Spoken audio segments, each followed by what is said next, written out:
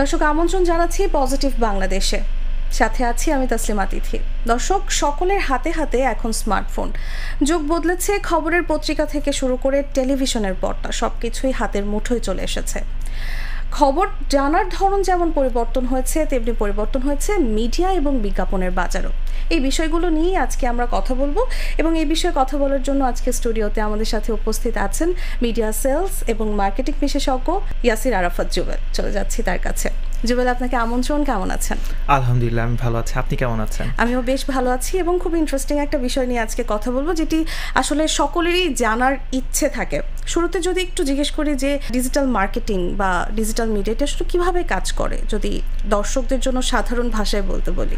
যদি বলি যে ডিজিটাল মার্কেটিংটা কিভাবে কাজ করে, আসলে ডিজিটাল মার্কেটিংটা কি, আমরা যখন কিনা কোনো মোবাইল ব্যবহার করছি বা অনলাইন মাধ্যম ব্যবহার করছি, তখন আমরা ওই অনলাইন মাধ্যমে আমরা কোনো পণ্য বা সেবা যখন আমরা চাচ্ছি, তো ওটা হয়তো বা আমরা ফিজিক্যালি যাচ্ছি কোথাও, সেখানে গিয়ে পারচেজ করছি বা কিনছি, কিন্তু ওই পণ্য বা সেবা যখন আমার ঘরে পৌঁছে যাচ্ছে অনলাইনের মাধ্যমে, তখন কিন্তু সেটা ডিজিটাল মার্কেটিং হচ্ছে।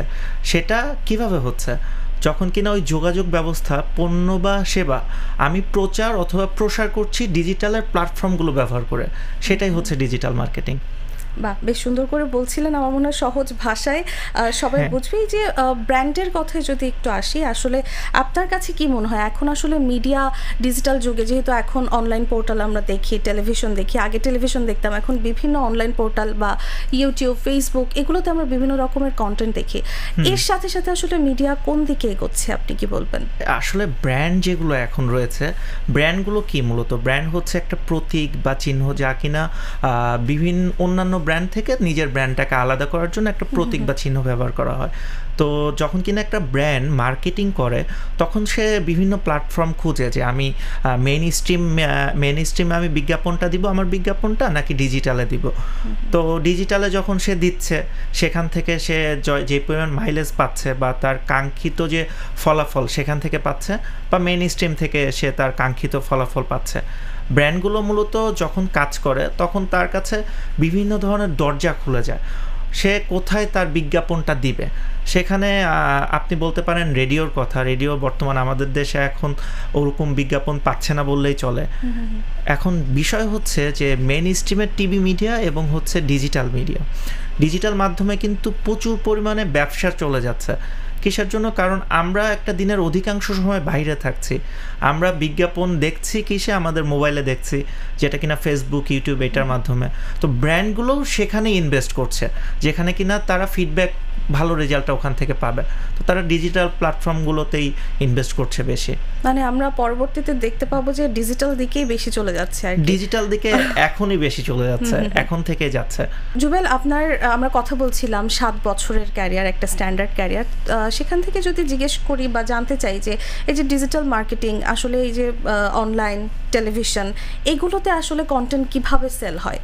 আপনি যদি বলেন যে ডিজিটাল মার্কেটিংয়ের কন্টেন্টগুলো কীভাবে সেল হয়, তো টেলিভিশনেরগুলো কীভাবে সেল হয়, আমার এই 7 বছরের ক্যারিয়ারে আমি দেখেছি যে টেলিভিশনগুলো চলে হচ্ছে যে তারা একটা নির্দিষ্ট পরিমাণ প্রোগ্রাম করে, নিউজ চ্যানেল ধরেন একটা নির্দিষ্ট পরিমাণ নিউজ দেখাচ্ছে, তো নিউজের মাঝে যে বিজ্ঞাপনগুলো দেখেন, তারা কিন্তু মিনিট বিক্রি করে, আমরা মিনিট বিক্রি করি। তো মিনিট বিক্রি করেই কিন্তু একটা টেলিভিশন চলে। কিভাবে করে? একটা নিউজ হচ্ছে 1 ঘন্টার মাঝে সে বিজ্ঞাপন দিচ্ছে, তার দেখা যাচ্ছে যে বিজ্ঞাপনগুলো পিক এবং অফ পিক এই রেটে সে বিক্রি করছে। পিকের একটা রেট ধরছে, অফ পিকের রেট ধরছে। আমি একদম শর্টকাট বলছি যে টিভি চ্যানেলগুলো কীভাবে সহজ ভাষায় একদম। তো এভাবে তারা মূলত মিনিটটা বিক্রি করে, ব্র্যান্ডগুলোর কাছে মিনিট বিক্রি করে। এবং যে প্রোগ্রাম একটা নির্দিষ্ট প্রোগ্রাম করলে প্রোগ্রামের পুরাটাই সে একটা ব্র্যান্ডের কাছে বিক্রি করতে পারে। তার লোগো যাচ্ছে, তার ব্যাকড্রপ যাচ্ছে, পিআইপি যাচ্ছে, তো এটা টোটালটাই তারা বিক্রি করে থাকে। এটা হচ্ছে টিভি চ্যানেলের প্রসেস। এখন একটা টিভি চ্যানেল যখন কিনা একটা অনলাইন পোর্টাল খুলে আলাদা করে, হতে পারে সেটা তার ফেসবুক বা ইউটিউব, যে কোনো মাধ্যমে সে অনলাইন পোর্টাল খুললো, সেখানেও কিন্তু সে ব্যবসা করছে। সে ইউটিউবেও যেরকম ব্যবসা করছে, কিভাবে করছে, ধরুন একটা নিউজ চ্যানেল একটা নিউজ প্রচার করলো, তার কন্টেন্টটা হচ্ছে 2 মিনিটের নিউজটা সে পুরাটাই কিন্তু বিক্রি করে দিচ্ছে। সেখানে সে 5 সেকেন্ড অথবা 10 সেকেন্ডের একটা টিভিসি দিচ্ছে ব্র্যান্ডের কাছে, সেখানে সে পিআইপি দিচ্ছে। ওই যে আমরা যে নিউজের মধ্যে ডান পাশে বা বাঁ পাশে একটা ঘর দেখি, ওখানে বিজ্ঞাপন যাচ্ছে, 2 মিনিটই এটা ব্র্যান্ডের লোগো যাচ্ছে, সেটা সে সম্পূর্ণটাই সেল করে দিচ্ছে। ওখান থেকে সে ডিজিটাল প্ল্যাটফর্ম থেকেও কিন্তু বিজ্ঞাপন সে পাচ্ছে। তো দুইভাবেই কিন্তু সে বিজ্ঞাপন পাচ্ছে। ইদানিং আমরা যেমন ইউটিউবে, যদি ইউটিউবের কথা বলি বা ফেসবুকের কথা বলি, সুন্দর একটা সাইডে একটা স্কিপ লেখা কিছু থাকে, সেটা আমরা প্রেস করলে কিন্তু বিজ্ঞাপনগুলো স্কিপ করে যাচ্ছি। কিন্তু টেলিভিশন বা মেইন স্ট্রিমে যদি বলি যে স্কিপ করার কোনো সুযোগ নেই, তো দর্শক যারা দেখছে তারা অনেক সময় এমন হয় যে একাধারে অনেকগুলো বিজ্ঞাপন চলছে, তারা বিরক্ত হয়ে যাচ্ছে। এই ব্যাপারটি আসলে ব্র্যান্ড কিভাবে দেখে?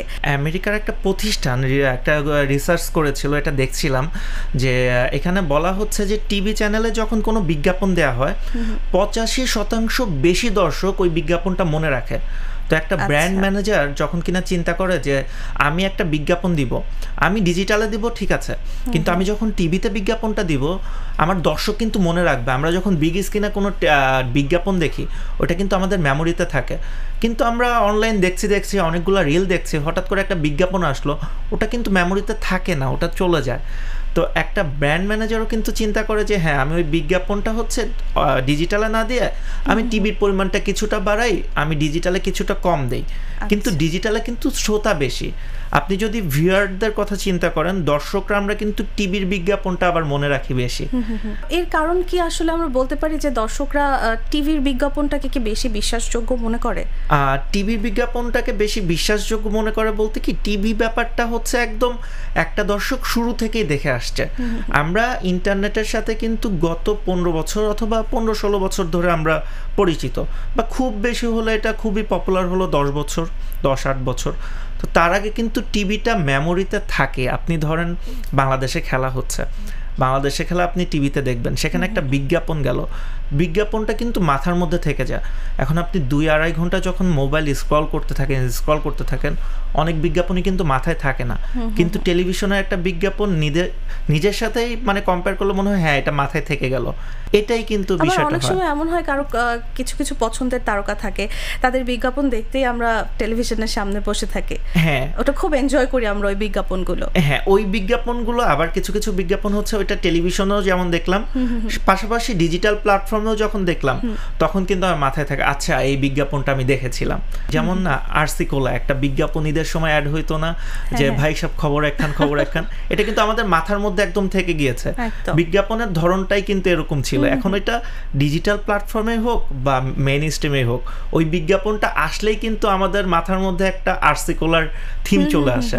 তো হ্যাঁ, এক্ষেত্রে ব্র্যান্ডগুলো আসলে এই যে বিজ্ঞাপনের ক্ষেত্রে যদি বলি যে যারা কাজ করছে, যাদেরকে কাস্ট করছে, এদেরকে কতটুকু দেখে আর কি, মানে ব্র্যান্ডগুলোকে যারা কিনা বিজ্ঞাপন দিচ্ছে বা ব্র্যান্ডগুলা যখন বিজ্ঞাপন দিচ্ছে, যেই বিজ্ঞাপনের থিম যেরকম সে ওভাবেই কিন্তু বিজ্ঞাপনটা বানানোর চেষ্টা করছে।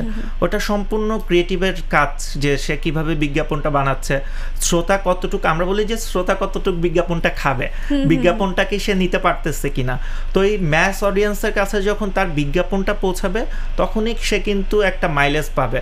সে কিন্তু বাজেটটা দিয়ে দিল, হ্যাঁ আমি এই পোর্টালে বাজেট দিলাম, আমি এই চ্যানেলে বাজেট দিলাম, বাট বিষয় হচ্ছে বাজেট দেওয়ার আগে সে কি বিজ্ঞাপনটা ঠিকঠাক মতো তৈরি করলো কিনা, সেটাও একটা দেখার বিষয়। অবশ্যই এখনকার ব্র্যান্ডগুলো, প্রথম সারির ব্র্যান্ডের কথা যদি আমি বলি, তারা আসলে কি দেখছে, রিচ নাকি এঙ্গেজমেন্ট কোনটা?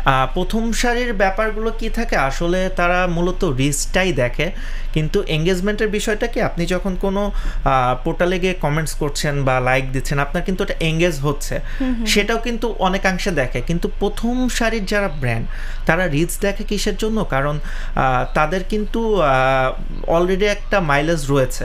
তো তারা চিন্তা করে হ্যাঁ আমার কাছে হচ্ছে কতটুকু দর্শক দেখলো, কতটুকু মানুষের কাছে আমি পৌঁছালাম, সেটাই মূলত তারা দেখে। তো তারা রিচটাই মূলত দেখে। জুবেল, আপনি রিচের কথা বলছিলেন বা আমরা কথা বলছিলাম, সোশ্যাল মিডিয়ায় কিন্তু আমরা অনেক কন্টেন্ট ক্রিয়েটরদের দেখি যারা, আমি যদি একটু বলি যে তারা খুব লেম কন্টেন্ট বানাচ্ছে বা ওই ধরনের কন্টেন্ট ক্রিয়েটিভিটি আমরা কিছু দেখতে পাই না, কিন্তু তাদের রিচ অনেক বেশি। সেক্ষেত্রে ব্র্যান্ডগুলো তাদের উপর কতটুকু ভরসা করতে পারে? এখন বিষয় কি, কিছু আছে হচ্ছে নেগেটিভ মার্কেটিং।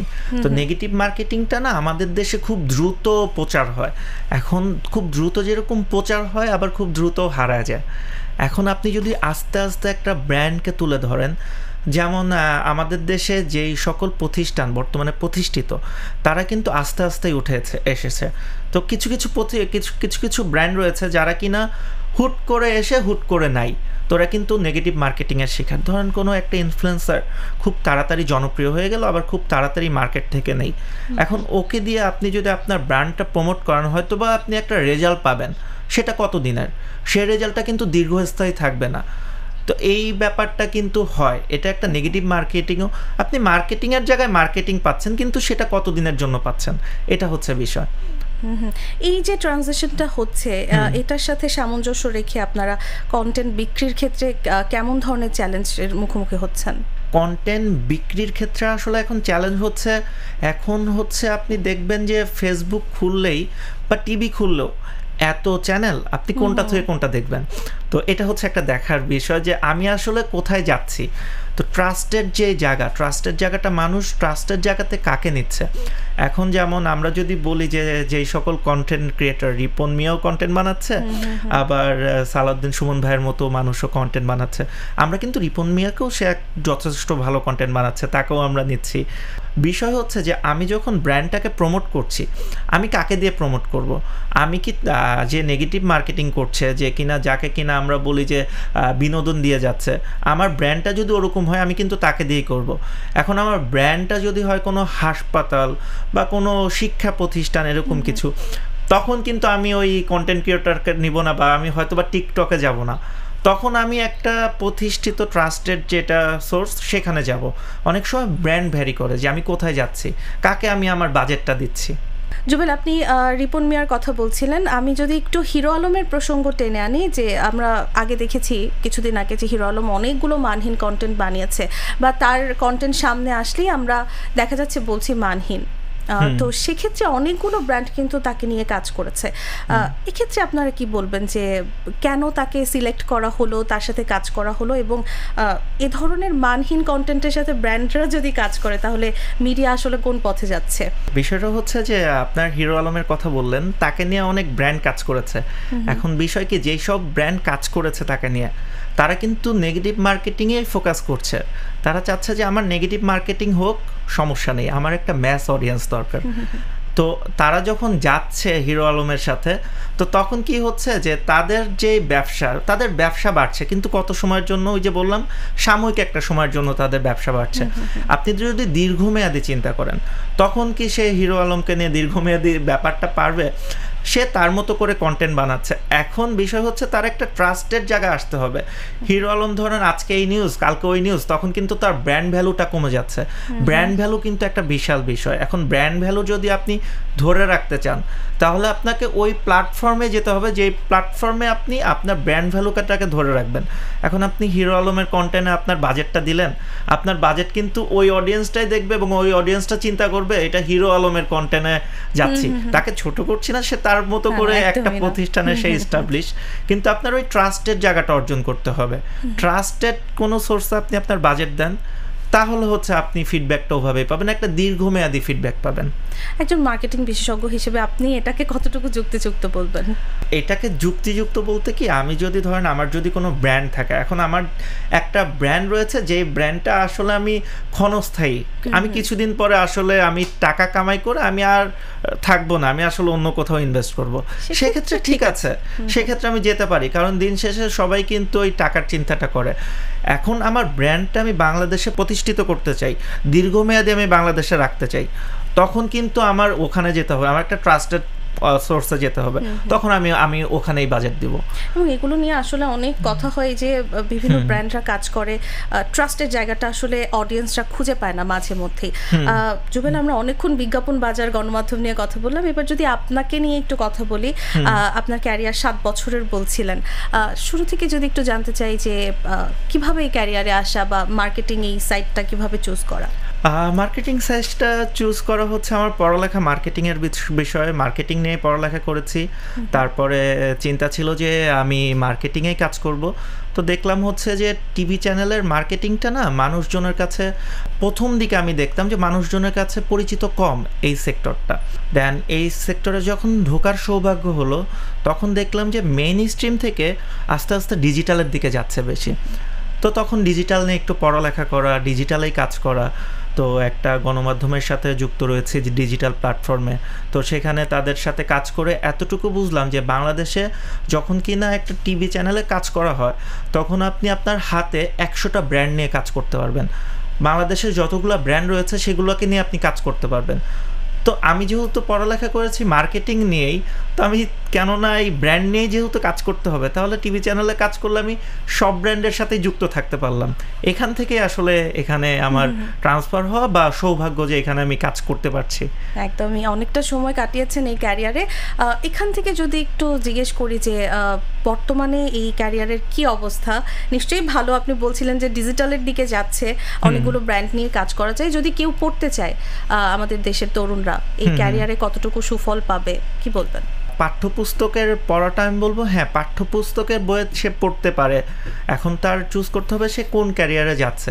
সে যদি মিডিয়া ক্যারিয়ারে আসতে চায় এবং এই মিডিয়া মার্কেটিংয়ে আসতে চায়, তার মূলত ব্র্যান্ডগুলো সম্পর্কে জানতে হবে। বাংলাদেশে কতগুলো ব্র্যান্ড রয়েছে। তো আমরা যেহেতু বাংলাদেশের ডিজিটাল মার্কেটিং নিয়ে কথা বলছি, তো বাংলাদেশের ব্র্যান্ডগুলো নিয়ে তার একটা হিউজ নলেজ রাখতে হবে। কারণ এখনকার না খুব কম্পিটিটিভ মার্কেট। এখানে আপনি যদি নলেজ না থাকে আপনি সাকসেস হতে পারবেন না। আপনাকে কোনো একটা প্রতিষ্ঠান ডাকবে না। কোনো একটা প্রতিষ্ঠান আপনাকে তখনই ডাকবে, আপনি মার্কেটিং ক্যারিয়ার মানে হচ্ছে ওই প্রতিষ্ঠানকে আপনি অতটুকু পর্যন্ত রেভিনিউ দিতে পারছেন। আপনার ওই রেভিনিউটার জন্যই কিন্তু আপনাকে ডাকবে। আপনার ওই ক্যাপাবিলিটি আছে, আপনি প্রতিষ্ঠানকে এতটুকু রেভিনিউ আর্ন করে দিতে পারবেন।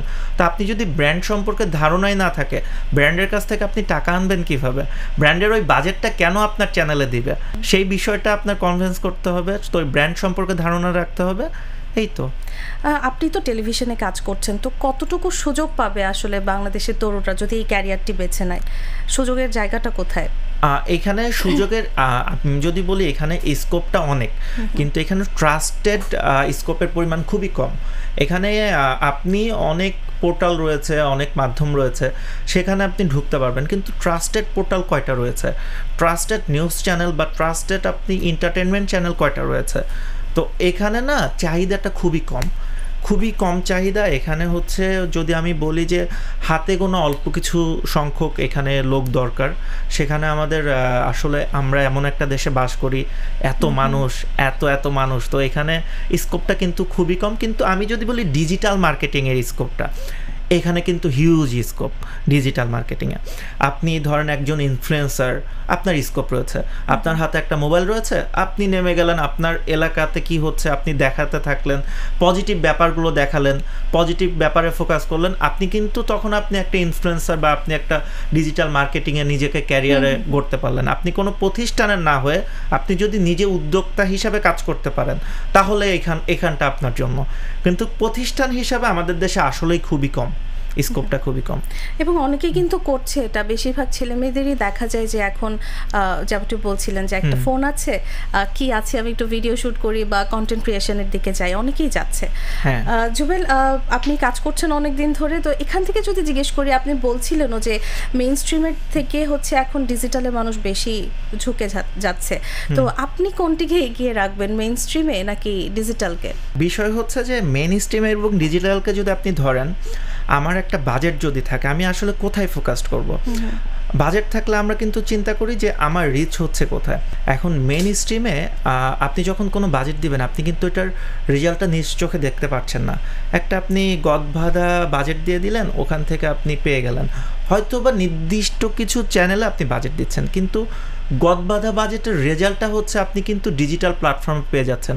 আপনি ডাটা পাচ্ছেন, অ্যানালাইসিস করতে পারতেছেন, কতজন ছেলে দেখলো, কতজন মেয়ে দেখলো, কত বয়সের মানুষ দেখলো, আপনি অ্যানালাইসিস করতে পারছেন। আপনি মেইন স্ট্রিমে কিন্তু এটা অ্যানালাইজ করতে পারবেন না, ডিজিটাল প্ল্যাটফর্মে অ্যানালাইজ করতে পারবেন। তো বাজেটটা কিন্তু এই কারণে ডিজিটালে বেশি চলে যাচ্ছে। আমরা কি বলতে পারি তাহলে মেইন স্ট্রিম বনাম যদি আমি ডিজিটালের কথা বলি, তাহলে ডিজিটালি ভবিষ্যতে ভালো করবে, মেইন স্ট্রিমকে একটু পেছনে পড়বে বা পিছিয়ে যাবে?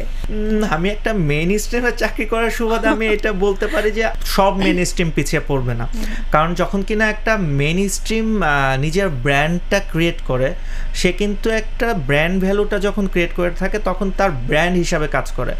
এখন মেইন স্ট্রিমটা যেরকম আমরা নিউজের ডিজিটালও দেখছি, ওই মেইন স্ট্রিমটা কিন্তু আমরা গিয়ে বাসায় গিয়ে টিভির পর্দাতেও আমরা দেখছি। তো আমি যদি বলি, আমরা বাজেট কিন্তু যখন পাই, আমরা মেইন স্ট্রিমে বেশি বাজেট পাই ডিজিটালের তুলনায়। কিসের জন্য পাই? একটা বিজ্ঞাপন যখন দেয়া হয়, ওই বিজ্ঞাপনটা কিন্তু আপনার একটা মানুষ বুঝে যে ও যখন ঘরে গিয়ে টিভিটা দেখে, ওর মেমোরিতে ওই বিজ্ঞাপনটা থাকে। ওই বিজ্ঞাপন ডিজিটালে যখন দেখছে মেমোরিতে হয়তো বা থাকে না, কিন্তু ওই টিভি চ্যানেলে যখন দেখেছে তখন কিন্তু তার মেমোরিতে থাকে।